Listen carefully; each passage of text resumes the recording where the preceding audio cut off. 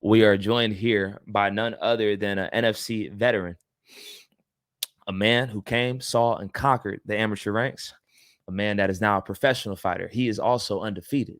And back in his part of town, people like to call him the hometown hero. Ladies and gentlemen, without further ado, I would like to welcome you to undefeated professional fighter, our guy, Malcolm the Machine Wellmaker. What you think about that intro, my guy? Bro, that was cold. I love it, dog. That was good. You had to rehearse that one. That was nice. I love it. That was off the top, bro. Off the top of the dome, man. What it do, man? Malcolm Wellmaker. Happy Monday. Welcome to NFC Now 156. Yes, sir. Yes, sir. Appreciate it, man. Good to be here. All right. Did the fight check clear? Because I have not seen the money video. I have not seen the money dance video. Yeah, the fight check clear, bro. I just didn't get it in cash this time around, so I didn't really get ratchet with it. But yeah, it came through. Respect, man. Big victory. Conflict MMA 58. You got the big victory in the main event versus Justin Hughes, man. 227 around number one. Mm-hmm. Walk us through it, man. What happened? Man, so I came out and it looked like he was doing a lot of stuff, giving me a bunch of different looks, trying to stay busy. And I just kind of took my time, read him a little bit. And as soon as I got comfortable, man, I opened up. And the first time I really, really opened up, I ended up hitting him with the shot that did it.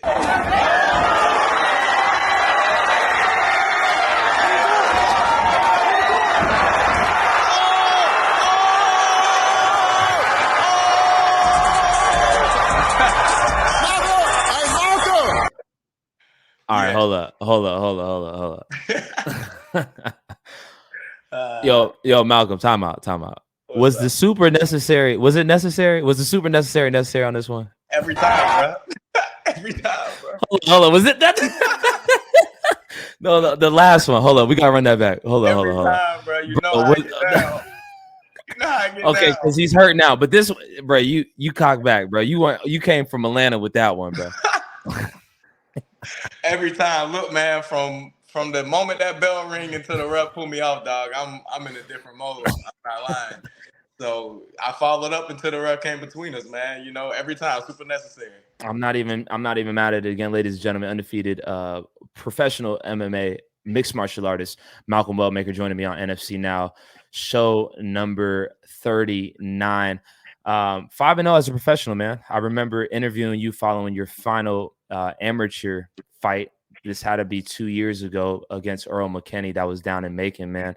How would you say you've grown since that time where we talked after the fight to now, man? I remember back then, one of the biggest things I wanted to focus on, man, was managing my output when I came out in the very beginning of the fight. You know, wanting to take my time and really be composed so that I could read and be efficient. And now that's almost second nature. Like I'm very, very proud with the progress I've had as far as my composure and my performances. And outside of that, man, just me developing my skill set as a martial artist, that has been happening rapidly as expected. You know, I've still been training extremely hard. I've been getting better at the way I use my time on the mats, and the progress has been great since then. For sure, man. Again, I've been shouting out to Fagler's Kemplo Karate School the entire show. You said you've just been growing as a martial artist. I want to go back to the fight versus Justin Hughes. What was the mindset going into this one? Like, what were you really focused on, like, getting accomplished there? So, I mean, he said it himself, you know, when we was at the weigh-ins and we was facing off, like, he came to bang. So I knew he was, I expected him to at least to be reckless. You know what I'm saying? I expected him to be throwing bombs and giving me stuff I had to look out for. So patience and composure was the big thing. I actually was going to take him down and put him on his back and wear him out to try to make the finish easier later in the fight. But, man, it was just like, as soon as I spent that time in the cage with him and moved around, it was just, he wasn't dangerous enough, man. He wasn't. So I felt comfortable really taking him out then and there. He wasn't dangerous. You just said he wasn't dangerous enough. How did this opponent come across your radar? Because he's from out of town, if I'm not mistaken, right? Bro, so I was supposed to fight a guy named Jacob Romano out of Upstate Karate, which is Wonder Boys camp in North Carolina, Simpsonville. Okay. Bro, he was double booked. He was booked for a fight on May 27th, and our fight was June 24th. There's no way. Bro, by the same promotion. Conflict booked him in May and in June. Interesting. He was supposed to walk through his opponent in May, Colin Godbout. Shout out to him. Colin knocked him out in 45 seconds with a knee to the face. Ooh. No cap. It was crazy. So you get suspended for 60 days when you get knocked out. And so Conflict had to find me an opponent in less than 4 weeks. So Jared, you know, the matchmaker for Conflict, he basically used all his resources, and the person that took the fight, that was the most serious, guy on the radar was him. And I mean, Jared's been doing this for so long, man. He's got contacts all over the country. So he just, like, as soon as the week opened up after, you know, Jacob Romano got knocked out, he cashed in on all those resources, and that's who we got. So. You have a lot of respect here in the NFC community, man. Just when I have other 35ers on, just even like amateurs, they're like, yo, like Malcolm Wellmaker's like the top of the top, you know, just respect. They say that respectfully. That's love, bro. That's love. Yeah, most definitely. They really show you like a level of respect, man. Now, from your perspective, do you have issues finding opponents? I mean, like, in the most humble way possible. I mean, to say it, yeah. You know, it's difficult to find people that's willing to fight me. A lot of people that I'm trying to take these developmental steps in to get gradually harder opponents. Those guys are most of the time on the fence about fighting me. Not to say that they won't, because a lot of times it's just, you know, schedules not matching up, you know, me trying to get in with them, contracts and all that other kind of stuff. But sometimes we do struggle to find fights, for sure. That's a real interesting dynamic. And I'm curious, just from your perspective, now that you have 5 professional fights, within those first couple of fights, man, like how much like matchmaking is your side doing to kind of make sure that you get the right fights as you continue to build your career wisely? Yeah, a lot, man. Because we just can't take any fight. You know what I mean? Like we are definitely stepping up in competition, but it has to be the right steps. You know what I mean? To be able to challenge me the right way, as well as still be able to maintain a good record. So it's a very, very tedious process, man. And sometimes it's frustrating because, you know, the fighter, myself, I'll fight anybody. And then, you know, coaches and management have to be that voice of reason, and make sure we're making the right bets, you know. So it's a lot that goes into it. More than I'm even involved in, man. I only hear part of it. My majority of my job is just training, and that's all figured out, you know, by Jake and them. That's really interesting. I'm happy that you Malcolm Wellmaker again joining me here on NFC Now, show number 39. I'm happy that you're describing that too, because I'm been talking to a lot of fighters that are making their transition into being a professional and talking about, you know, being wise about the fights that they take and why they're trying to be wise, because it's a fine line. You are trying to be challenged, but you do want to build your record in order to get the looks to get to where you ultimately want to be. Yeah, that's right. Yeah. It's tough because as a fighter, I mean, you believe in yourself, and no fighter wants to feel like, you know, they turned down a fight, or like, you know, they didn't believe they could beat somebody. But the truth is, man, you just have to do it the right way. Like, cause at the end of the day, like when I get to where I'm going to be fighting against the best in the world. So it's okay if right now I'm working my way there gradually, and I just had to, you know, sit my ego aside and trust my coaches and my team to do what they're supposed to do. Trust your coaches and your team to the maximum, to the point where you got them tatted on you, man. Would you please show us what's going on, brother? Yeah, man. I got the 706 MKKS 8, and that's vintage too, because now we go by Fakeless MMA, man. So it's FMMA. But if you know what this is, then like around for the come up. You know, right. So, yeah. A1 since day one, man. Yeah, right, yeah. And I've been wanting to do it. I just finally got around to it. So. For those who are just being exposed to Malcolm Wellmaker, man, would you please just explain what that gym means to you, to the point where you put it on your arm? Bro, it's more than just a gym. Like, you know, you came through, you experienced it back when y'all did that footage for, you know, that first amateur series fight I did with Josh Koza way back. Yeah. But bro, that's my family, and that's not even like a figure of speech. Like, that's literal, man. Like, I rely on them boys like my real brothers. I can call on them for anything. We done been through so much in the time I've spent with them. And I've never trained at another gym. Like, they taught me how to throw my first, like, you know, technical punch. They taught me my first takedowns, takedown defense, submissions, everything. And aside from that, like, I spent so much time with them in and out of the gym. Like, when I was between jobs, Jake gave me work. You know what I mean? I worked with them until I got back to work. Bro, I can really call on them for anything, bro. They really are my family. So, like, if I couldn't make it to the top with them, or where I'm going with them, I wouldn't even want to do it for real. So that's why I put it on me. That's a beautiful thing, man. Shout out to Senior, shout out to Pops, shout out to Junior, shout out to Retavius, shout out to Miss Pamela watching. Hey, he be responding to it too. I'd be like, Red Quavius, he'll look at me and start, you know, like, what's up? he, Like, he know that's Unk. He know that's yeah, Unk for sure, man. already, bro. Yeah. Now with this fight, man, Conflict MMA, show number 58, bro. You were able to have your face on a billboard, man, in your hometown. Where was this at? Where was this located, man? And ultimately, how did this come about? And really, how did it make you feel? Man, so it really all came about. So first of all, it's on one of the busiest roads in Augusta. If you know Augusta, Washington Road is like where all the big businesses and restaurants and stuff is, the most developed part of the city, and that's where the billboard was. It was crazy. But all this, yeah, it was wild, bro. I was getting phone calls and pictures sent to me all the time, like, bro, I see you on the billboard. You know what I'm saying? It's crazy. Yeah. But it all came from Gold's Gym, man. So I ended up being an ambassador for Gold's Gym, but that all stemmed from I had a fight back in 2019, and I actually lost that fight. It was the last time I lost a fight. Oh wow, okay. Yeah, as an amateur, right? Yeah. And so we did this little like promo event where we went to like this school, which was really like an office that they moved the desk out of the way for that the local kids came to. It was like an underprivileged karate camp. And some of the fighters that was gonna be on that card went out and like gave a little seminar for free, and I was one of the fighters that went. And only 2 fighters showed up.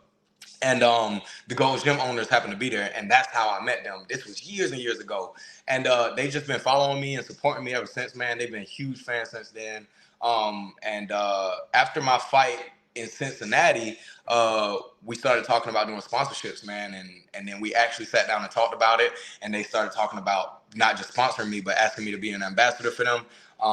Which has been incredible. And then like when it came to this fight in Augusta, they sponsored the event itself, and we did a ton of promo and the billboard part of it, man. And bro, they are awesome people, great people, man. They taking care of me, dog.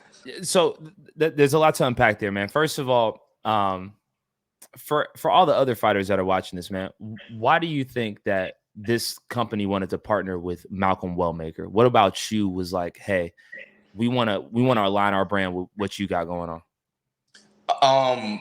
Well, they told me directly, you know, it was from the impression I made on them way back when I did that charity event, you know, that seminar for the underprivileged kids, man. They saw how I worked with them. They liked the way I communicated with them and the way I treated them.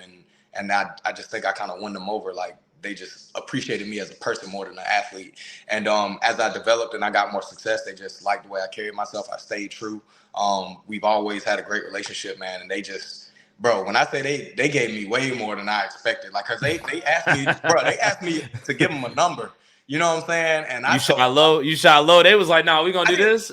I ain't even give them a number. I was like, bro, I only got one person paying me, and this is what they paying me, bro. And they was like, bet, bro. We sat down for dinner, dog. Listen, man, life is good. I need to be on Instagram. Yeah.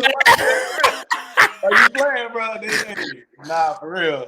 It's been good. And look, they put a second billboard up, and it had my name on it too. I meant to take a picture of it. Boom, yeah, because I seen the first one. I was like, bro, like, yeah, that's cool. That's love. They need to put my man, like, again, I ain't never had my face on a billboard, but I'm happy they put your name on it, man. I want to make sure the world knows who Malcolm Wellmaker is, man. And I think the way in which that you carry yourself as a fighter is obviously why they wanted to support you. And you said something very interesting. Only 2 fighters showed up. My dad always tells me showing up is 80% of the battle. Yeah, you just pull up as you present, you make yourself available for blessings to come your way. You obviously did that, man. They put you on the billboard. Just, I was in your hometown when you were just on the card, right? This is before you were headlining the card, man. And I just saw the amount of love that the city showed you, man. This time around, now that that was your first professional fight. Now this is your 5th professional fight. You're headlining the card. What was the love like? Boy, hey, it was, man, it was crazy. Like, cause you remember how it was last year, bro. That was crazy. We went way up this year, man. It was so many people there, bro. This shirt, bro, we sold over 100 of them, bro. So it was so many of them in the place, bro. It was just wild, bro. And then the performance itself, like, it was one of those electrifying performances with a crazy knockout. So, like, dog, it was incredible. Like, when I said it was like a dream come true, and it really felt like it, dog. It was crazy, bro. Crazy. You finish it off with the haymaker from the A. Now this time around, last time, man, how did it feel to get up on the cage that time, man? Main event. you Man, getting up there and just embracing your city and them embracing you? that's what it was, man. I hopped on the cage, bro, and it was like a solid like 5 to 10 seconds that I just sat there and I didn't say nothing. I didn't move. I just looked at the crowd and felt the energy, bro. And it was insane, bro. I felt like I was flying, bro. It was wild. And then I started turning up. Then I started turning up 42 you know what I'm saying? Yeah. You already know, right? Yeah, then I turned up, but I had to absorb it, man. It was wild, man. It felt like greatness. It really, really did. For sure. Again, ladies and gentlemen, Malcolm Wellmaker, undefeated professional 5-0 mixed martial artist, joining me here on NFC Now. Malcolm, you've come on the show before and you've told me very candidly how you lost your dad when you were younger. Now that Malcolm Wellmaker is a grown man now, as a father, as a fighter, undefeated fighter that is, man, what would that young bull think about, Buddy on the billboard in Augusta and my man standing on top of the cage? What do you think about the man that I'm talking to right now?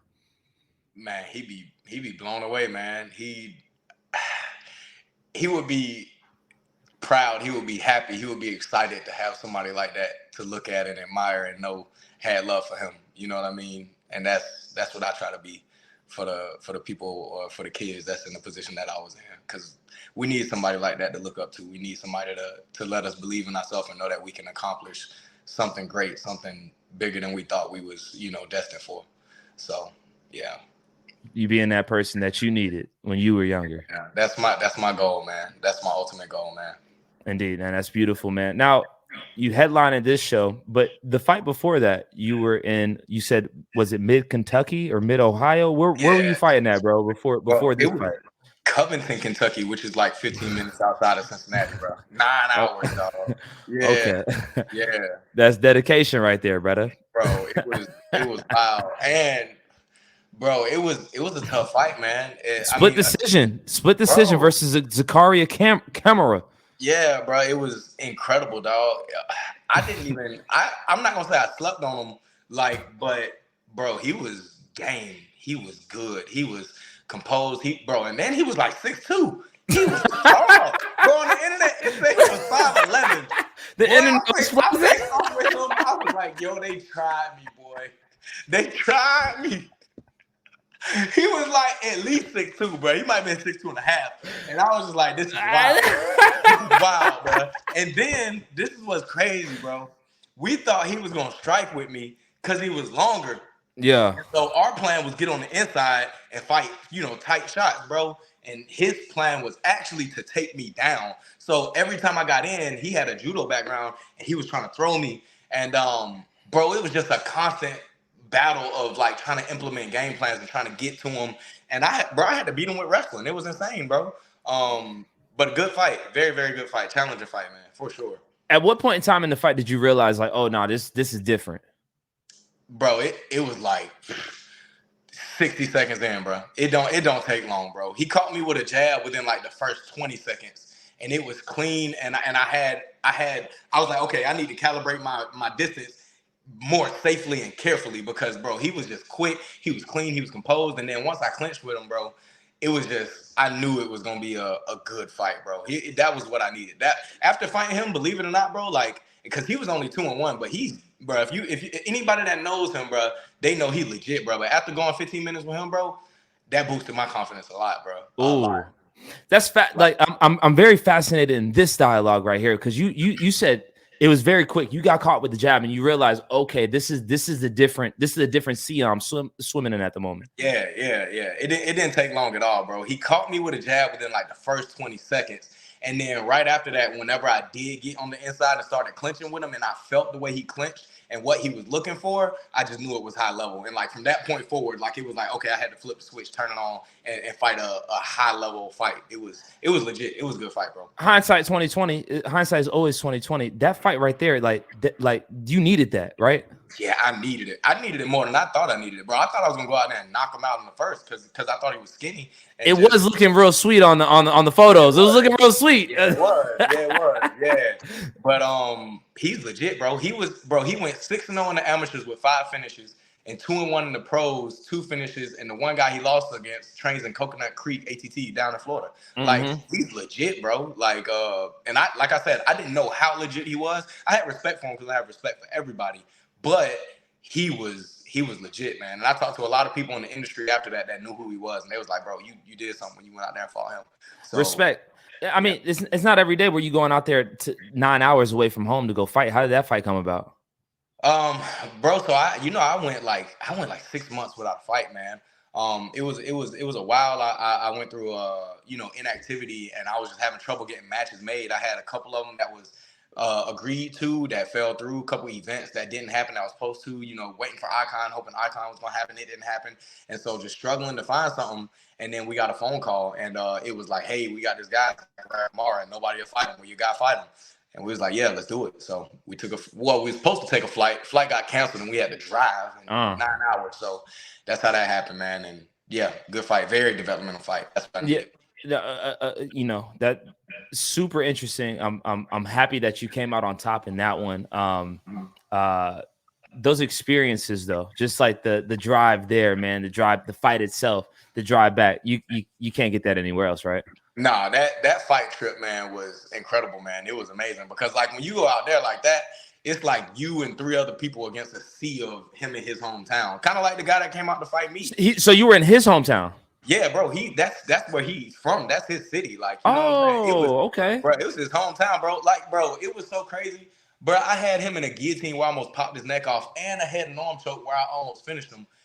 I had to pay the photographer for fight photos, and when he sent them, bro didn't have no photos of me almost tapping him. None. Like, it was like, bro, it was like, yeah, it was. Got your money in rent. He got your money in rent. He was releasing photos of me getting thrown, releasing it for the free. I'm like, bro, what are we doing? I run the fight. I won the fight. Bro, I'm talking about, it was crazy, bro. It was Op City, but like it was what I needed, bro. It was needed, bro. Yeah, man, that's a beautiful thing that you had an opportunity to experience that, and then to juxtapose that with what you experienced in Augusta. Now I gotta ask you, what is next for Malcolm Wellmaker, man? Man, at this point, man, we waiting for a phone call, man. It could be anything, man. The next fight could be a big fight, hopefully, Contender Series is possible. Not very likely, but possible. Something we got on the radar. Short notice UFC might not be on the radar just yet. We might still need to get some more fights for it.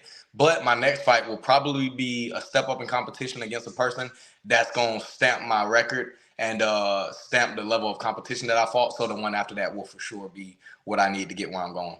So you taste it at this point in time, dog. Is that what I'm hearing? It's like I can't sleep, bro. I'm talking about, bro. I can feel it, bro. Like, it's crazy, bro. Ever since that night in Augusta, bro, where that knockout happened, and I felt like that moment of success and greatness and glory, man. Like, all I can think about is like how close I am to getting it, bro. Like, I'm so close, bro. I'm so close. I see it too, man. Like, I see it, I feel it. Like, I mean, it's I guess I'm biased, man, but it's a total package, Malcolm. You know what I'm saying? It's who you are as a man. It's how you fight. It's how you perform.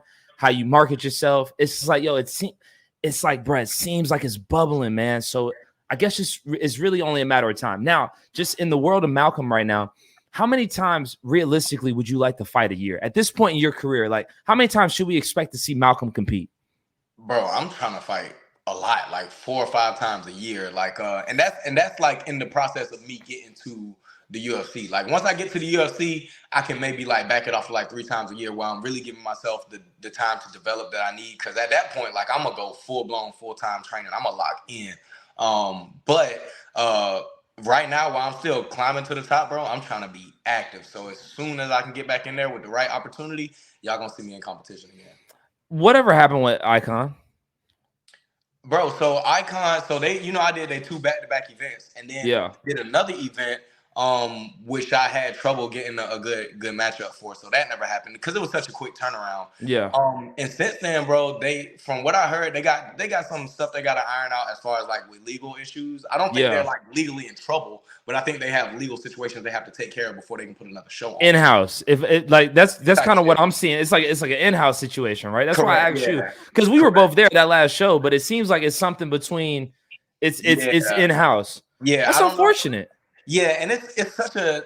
I think the organization is the way they're functioning right now, like they don't quite, because it's so new of an organization and they don't quite have everything in place. So I think they just trying to get stuff figured out. But I have talked to Dean Tool, you know, who's super close with Jorge Masvidal, and they plan on putting on the show again soon. So as soon as that happens, man, if I'm still not in the UFC, then I'm gonna be trying to get on it. So the reason I asked about them, because as we talked about the UFC, I'm like, dang, bro, like they're they're only so many degrees of separation away from that inner circle. It's like I'm surprised that they're not trying to, look, hey, we got this guy over here. He might be a good one for some type of matchup, but that's just me speaking on the outside.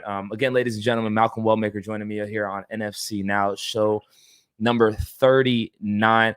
Malcolm, before we part ways, man, I got two more questions. Personally, in Malcolm Wellmaker's life, thorns and roses, man, highlights, lowlights, things that you're really happy about, things that you can continue to work on. Man, I'm really happy with how far I've come. I'm really happy with and not just in my fighting career, man, but like with mentally, like dealing with everything that come with it, because like the expectations, the pressure, all that stuff, like it's a psychological battle too for a fighter to want to be shooting for the stars like I am and have all the people, kind of in a sense not depending on you, but I mean they believe in you, man, and they wishing for you to make it just as much as you are. So it's a lot that come with it. But like I've gotten to a place where I'm really good, I think, at dealing with that pressure and performing, man. So like I'm super happy with where I've come in my career so far, and I'm super happy with the way I've been able to deal with the pressure in my relationships and everything that comes with the success that I've had so far. As far as like the lows, man, I mean, the fight life is hard, man. The commitment is real, man. I mean, I give it my absolute everything, man, and it's real sacrifice that comes with it. I mean, relationships, lifestyle, the type of things that you miss out on, a lot comes with it, man. And I think sometimes, like, I wish there was more of a balance in my life, because I think last time we talked, you might have asked me about balance, and I told you, like, I don't even work on balance, bro. I go all in when it comes to this fighting, man. So sometimes I feel like, maybe I could do better at balancing the rest of my personal life, my real life with my fighting. But I also like to think that this is only for a short time period, but that's a work in progress, balance. As we all are a work in progress, man. Malcolm, I appreciate you just being honest and vulnerable with the question, man. Because, you're with respect to what you do inside the cage, you're a whole lot more outside of it to a whole lot more people, man. So I just always want to just man to man check in on you, man. Make sure that you're good, because there's a lot of people out here that are rooting for you, depending on you. And just like you said, there's a young Malcolm out there in Augusta, and it was 704. Did I get that right? Is it 704? 706. There's somebody in the 706 that's looking for Malcolm Wellmaker to be great, man. And so, Superman needs somebody to check on his cape from time to time, man. So that's why we're here. But before we part ways, Malcolm Wellmaker, what do you want to leave me and the entire NFC community with, brother? It's the same thing as always, man. Bro, I just the point I've made it to is farther than I thought I could ever make it in the beginning, man. And it's a product of hard work and the right people around me, man. And I truly believe that with hard work and the right people around you, dog, you can accomplish anything in life. So I'm gonna keep on doing what I've been doing, have faith in the process, and then one day we're gonna be on that big stage, man, and I'm gonna be the same person I am today. And we're going to be right there with you, brother. You know that. One thing for certain, two things for sure. And you've been consistent with that message, because I ask you that question every time I interview you, and you've always been consistent with that. And I have nothing but respect for it. Ladies and gentlemen, that's Malcolm, the Machine Wellmaker, undefeated mixed martial artist. I appreciate you, brother. Thank you for joining me. I love you, my guy. Take it easy. Nothing but love, brother. You know it's nothing but love. And while he's getting up out of here, I just want to replay his killer knockout. Let's go ahead and let's run that back. Let's run that back. Hold up.